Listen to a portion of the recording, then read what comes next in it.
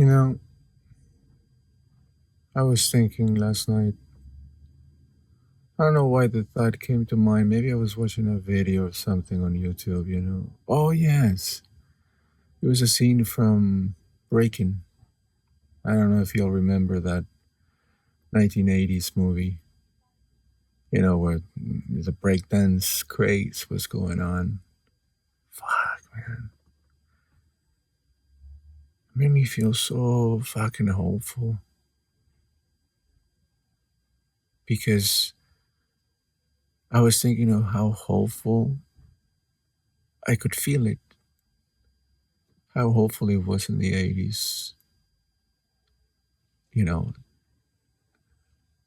the the opinion I had, or the vibe that I would get from the United States. It was a place to be. I mean, had things like Breaking, you know, Michael Jackson.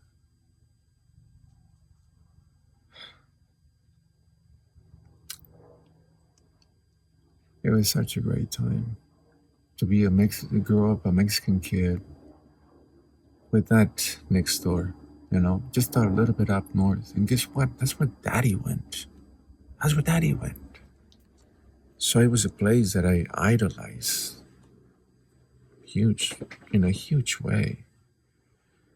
I wanted to be there because then at the same time, we ended up getting cable over there, and all of a sudden I was getting, MTV and the movie channel and ESPN, the Disney channel, and I was seeing all these cool things that were being done in the land and the country where my dad had to go. So it was like the land of Oz to me, especially being a Wizard of Oz, and Moby buff the way I was. I was every Sunday night I was watching a movie with my mom, and it was an American movie, and so it was such a hopeful time. I I give anything to feel that way again. Because the United States doesn't have that promise anymore. That feeling of promise, this exciting place to be, because everything cool is coming from there. That's not the vibe. The vibe is very, very oppressive. And I want to say, what are you doing to my country? But that's not even my country, because I was fortunate enough to be born in Mexico, to see what solidarity does in the 1985, when the people couldn't count on their government after a big disaster like the earthquake, September 1985. How do I know that? Because once you went through it, you don't forget it. But what I saw was the Mexican people being so good to each other. And I knew that at that point I learned what human beings working together, what they can do. They take care of each other. And Mexico had this oppressive vibe back in those days because of our government. Again, government that did not get involved in a disaster. Sound familiar? It was an oppressive vibe. And the United States felt open, wonderful, exciting. Well, now the United States feels oppressive, and Mexico feels open and promising. That a lot of Americans are moving there because of who's running the United States these days. A lot of people from around the world, instead of making the stop here in the United States, and they just end up in Mexico. Anybody who's doing business with doing business with the United States, seeing the foolish tactics that this idiot is using, and trying to normalize and trying to gaslight the American people um, to accept them while he pockets all whatever money he's getting. It's ridiculous. So yeah, because nobody wants to do business with the United States, they end up doing business with Mexico, and everything's looking really exciting. We have a first female president, and she is making the right choices of staying strong, even when they're alone. But that kind of vibe, it's pretty strong, and so other nations end up getting behind them. Anybody who was doing business with the United States is now and found came into conflict with Donald Trump. Now is doing business with Mexico. Mexico's advancing in a huge way, and I noticed that when I went there, I think it was 2020. I was like, Mexico is not a third world country like the United States likes to paint everybody else. No, the fact of the matter is that the rest of the world has gotten advanced. China, Japan, it's always been at that in that race, but there are so many other nations that have gotten ahead of the United States because of that oppressive vibe that now permeates here in the land of the free.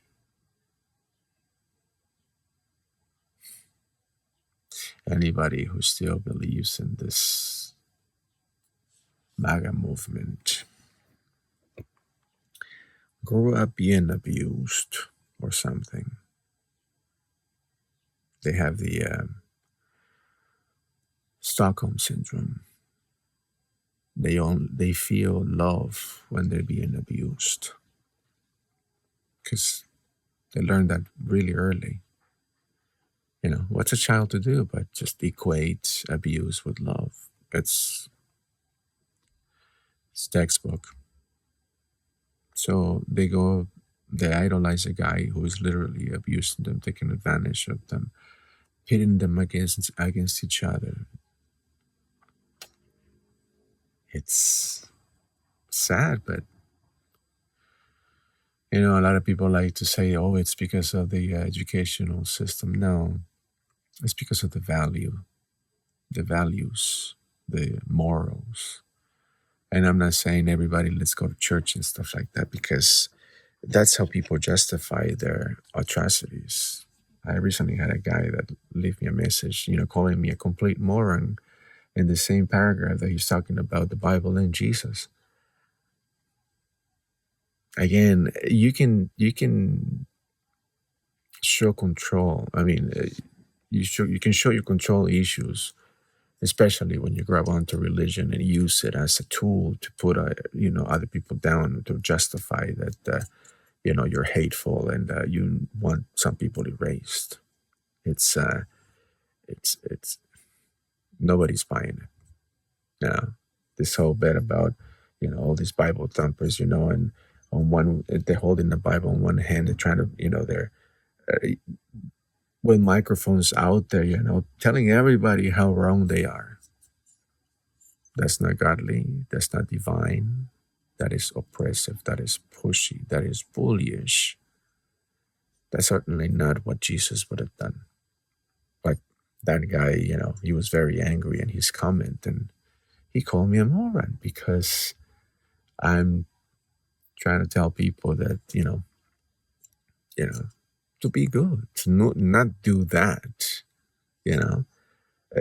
Their excuse is that, well, we're human and we err, and how many times can you use that excuse?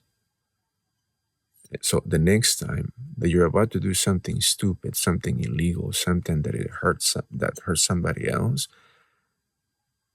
you show strength by showing restraint and keeping yourself, or pulling that leash back and say, don't say that because that may hurt somebody's feelings, or don't do that because that's going to affect somebody else. Don't throw garbage on the street because somebody else has to pick it up, and it contaminates the earth. Like things like that. It's like the cops don't have to be standing right next to you for you to behave. That's the whole point of having strong character. That you edit yourself in the moment and you say, you know what? I'm not gonna do that because a creature of God, a child of God, doesn't behave that way. Doesn't behave in ways that hurt other people. Because that's what selfish people do. People who are self-obsessed, like someone who, you know, wears orange makeup and, tries to fool us that he has a certain kind of hair when he really doesn't. Whatever that is, it's just to hide something he doesn't want people to see. His whole life is a sham. I don't get it. This is how I know that I'm an old soul, because I find these kind of situations old. And this is how I know that I'm from a different planet, because I don't understand this kind of behavior. The vibe, how it's changed, and it's just unfortunate because, like I said before, I'm like saying, what are you doing to them? What are you doing to my country? But again, it's not my country, but it is just that it's a place that embraced me when I came here. And then because I wanted to be here and everything seemed so exciting and I wanted to be part of it. And to see a bunch of fools, it's like a clown car showed up, in Washington, and all these monkeys on acid, just got out of it, and now they're wreaking havoc, and in the country, which in Washington, which causes huge repercussions to the rest of us, that live here and then love this place, because I literally idolize the place. I love Mexico. I mean, of course, I was born there. That's where I learned these values. But I also believed in the ideals of that are drove these men to, for instance, write the Declaration of Independence, and because that was important here in the American continent. Many nations gained their own freedom, from their colonizers because of what the United States did. Granted, the United States themselves were colonizers, but yeah, I'm speaking about the ideals. Many people believed in them.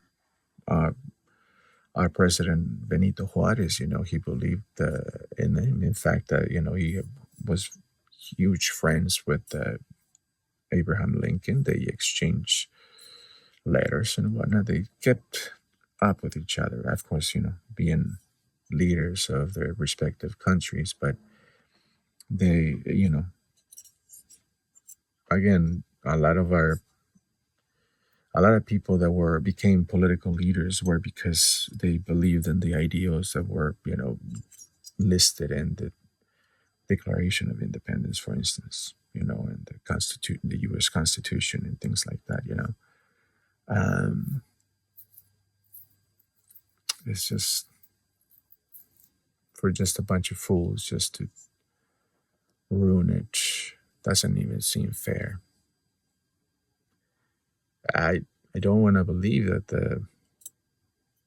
they're going to be successful in bringing it down, but because they're failures in nature, that's what basic people do. I mean, think about cavemen, trying to operate modern things. It's just the fact of the matter is the society as a whole, or the human family, it's getting away from them. They can't control so many people that are waking up to these things, to the gaslighting, to how they manipulate the masses, how they create conflict in one nation, and they to justify attacking it, to take their resources. It's all just very plain and open, and obvious for all of us, and just to for them to just constantly regard us as idiots that we just are gonna suck our thumb and be like, yeah, you're right, yeah, yeah. It's just not gonna happen, you know. So they feel that they can't get a grasp on the population, and they feel that they're losing control, and this is why they're acting so desperate. But in essence, we're the majority, and that's a big plus, it's a big bonus, because like I said before, this is exactly like in that movie, that Pixar movie, A Bug's Life. When the head honcho, the grasshopper, is telling the other grasshoppers. Anyway, in this movie, he does says this really cool line that he's talking to the other grasshoppers, and he says, "These ants outnumber us 100 to 1. When they figure this thing out, there goes our way of life."